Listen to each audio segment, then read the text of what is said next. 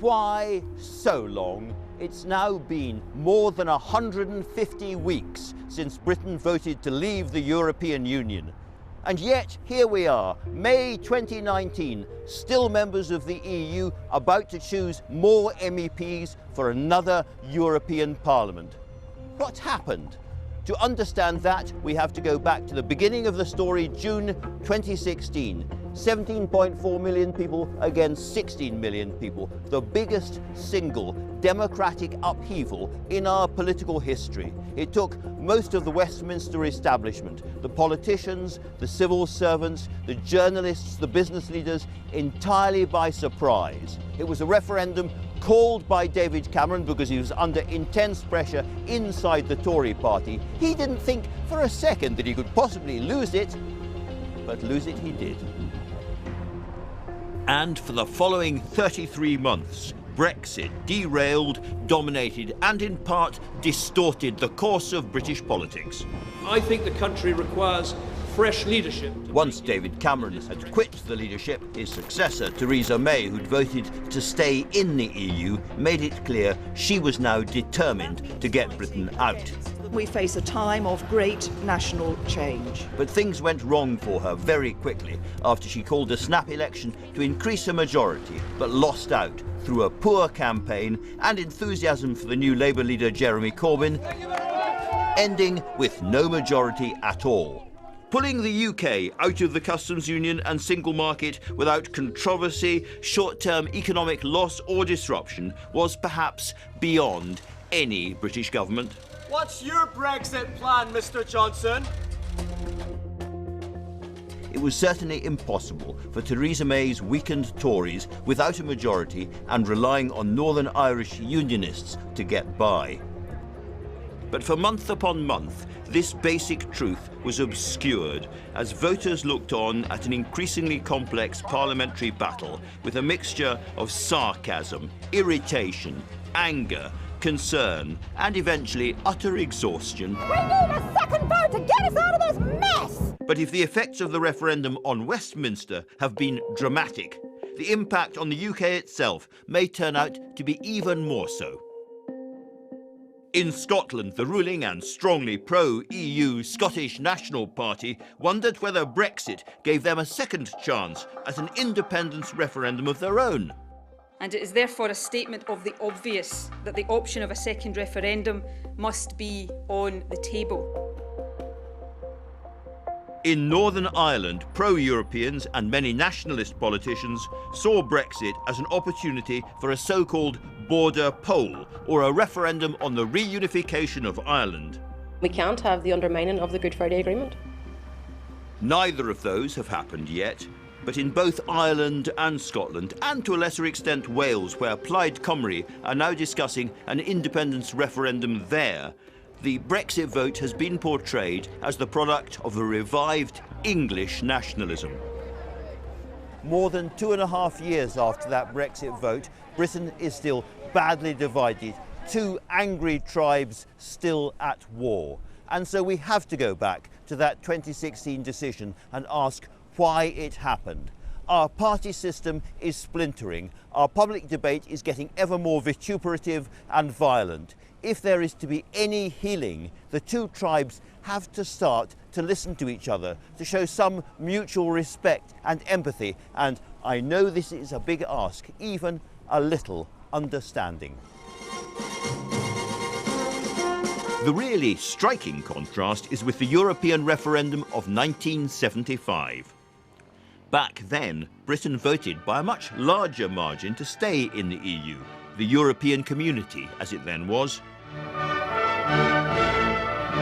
Beethoven's Ninth, the European National Anthem, welcoming us back, or welcoming you back to this referendum results programme. Let's stay in the common market.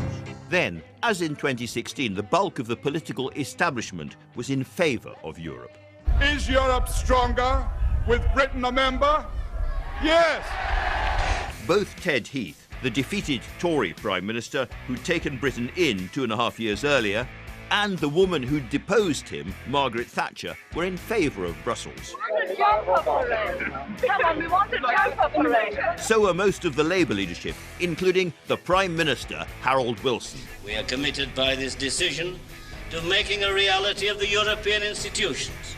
Every country in the UK voted heavily in favour. Business was strongly mobilised and campaigned assiduously for Brussels. Some people say, but would it affect the Queen? Absolutely no, no difference at all. Would it affect our ability to control our own affairs industrially at home? The answer is no. How will it affect the housewives? That's the food prices that we're worried about. Above all, almost all the national newspapers, including papers like The Sun and the Daily Mail, were staunchly for Europe. The two most prominent critics of the community, Enoch Powell and Tony Benn, argued relentlessly that this was a selling out of British parliamentary democracy that eventually, when they understood what it meant, the British people would not accept. I cannot believe that we shall not win on Independence Day. Benn would go on to have a huge influence on the Labour left, while Enoch Powell's arguments on Europe became part of the faith of the Tory right. Only the experts are entitled to have a view as to whether Britain should be part of the economic community or not. How can people say that? But it took many years for their message about parliamentary sovereignty to spread across the British political landscape. In 1975, the constitutional argument seemed quite obscure. For most British voters, Europe was a kind of cheesy synonym for modernisation, a slinky new way forward for a country which had seemed to be losing faith in itself. By 2016, the situation was entirely different, and the biggest single change was the growth of the Tory revolt against Brussels. In Margaret Thatcher's day, groups of Tory thinkers would meet and plot all around here, worried about Brussels socialism, and intellectually they won over Margaret Thatcher herself. In John Major's government, trying to negotiate the Maastricht Treaty, a platoon of so-called and much derided mavericks and eccentrics were nonetheless able to harry and ravage his administration. By the time David Cameron became Tory leader, the Tory revolt over Europe was deeply entrenched throughout the Conservative family. The fringe had become mainstream and was by now completely unstoppable. We want to govern our own country, be friendly with Europe, trade with them, but run our own country. To the right of the Tory party was the new UK Independence Party, spooking Conservatives who, left to themselves, might have downplayed the European question. It is now my great honour and pleasure to invite Jeremy Corbyn, leader of the Labour Party, to address conference. And Labour was now under the control of socialists influenced by Tony Benn, for whom the European Union had always been a capitalist conspiracy. Newspapers which had once been in favour of Brussels had turned with verve and passion. And yet, any analysis of why we voted to leave, which is focused just on Westminster or the media, is bound to miss the bigger picture. Meltdown on the markets as Wall Street is left reeling from some of the biggest blows in its history. After the financial crash of 2008, huge numbers of British people had simply had a very hard time. They had lost their jobs, or they were facing lower wages, or it was the result of government cuts going under the name of austerity, which ravaged many public services. Say no to Tory cuts. In a report published just after the 2016 referendum, the Institute for Fiscal Studies said it wasn't simply the very poorest who'd had a hard time. Middle-income families and many renters had also been hard hit. Up to this year, from 2010, some £35 billion has been taken out of welfare budgets. That is huge. It's not true that Brexit was just about the revolt of the impoverished, angry, sneered at, left behind communities of England. Many relatively prosperous, well-kept areas also voted to leave. This is Rochester in Kent, which for a while had a UKIP MP. But the anger of the dispossessed was certainly part of the story. Every referendum has a question on the ballot paper, of course, but behind that question there is always another one. How are you feeling?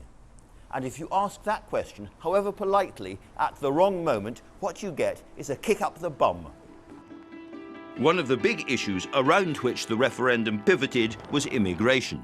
It's mostly people who came, uneducated people, who's not investing or bringing the job to this country, like, you know, opening the business, thing like that. That's the main reason I voted out. We need work for British people. I think the sooner we get out, the better. The year before the vote, in 2015, around 270,000 citizens of other EU countries arrived to live and work in Britain, mainly an influx from Eastern European countries who joined the EU in 2004 and 2007. Salary here is very low, so for sure they will try to go in France, England, and try there a better job. The result was dramatic. The annual net migration figure rose to nearly 200,000 people by 2009, and this when the effect of the banking crisis was already being felt right across the economy. There's little doubt that the British economy needed migrant workers, but the speed and the scale of change was extraordinarily fast, and some groups of British workers did suffer from the new competition. Now, of course, there's a lot to be said about the way the referendum was conducted. They're trying to build a superstate. They're trying to build a United States of Europe. We should have no part of it. One side, Leave, had more radical tactics and arguably much better slogans. Vote Leave and take back control. Take back control. Take back control. Control our borders and ultimately control our immigration policies too. The most modern forms of computer harvesting of identities may well have helped the anti-EU campaigners target their voters. And later, one of the Brexit campaigns, Leave EU, was fined by the Electoral Commission, an important story which broke only after the vote. We can now say the decision taken in 1975 by this country to join the common market has been reversed. But given that the margin of victory was well over 1 million votes, it would be a dangerous form of political condescension to suggest that the result was stolen, bogus, or that it didn't happen also for mainstream, explicable political reasons. Some of the promises may have already turned to dust.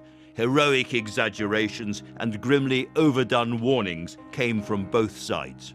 Our politics have been so extraordinary, so turbulent recently, that it's very easy to assume we are now in the eye of the storm, the centre of the vortex. But that might be lazy and complacent thinking. It could well be that we are still near the beginning of this story, and that the politics ahead is going to be even wilder and more extreme. So perhaps it's unsurprising that so many are losing faith in our politics. In one recent poll from the Hansard Society, more than 70% of people expressed unhappiness with our system of government, the highest level of dissatisfaction for 15 years. More than 40% said they could back new leaders with radical ideas for change. We seem to have been reduced in just a few years to a state of bemused fury about the political system that was once a great source of quiet national pride. Why? Well, of course, Parliament has been struggling with a truly difficult conundrum: how to leave the EU after 45 years elegantly and with minimal fuss and friction. Collectively, MPs have not found the answer to that. Some want simply to get out now without a deal. Others want another national referendum. But what does the country think? These European elections are, admittedly, distinctly odd. But they are also the clearest real chance since that original 2016 referendum to find out.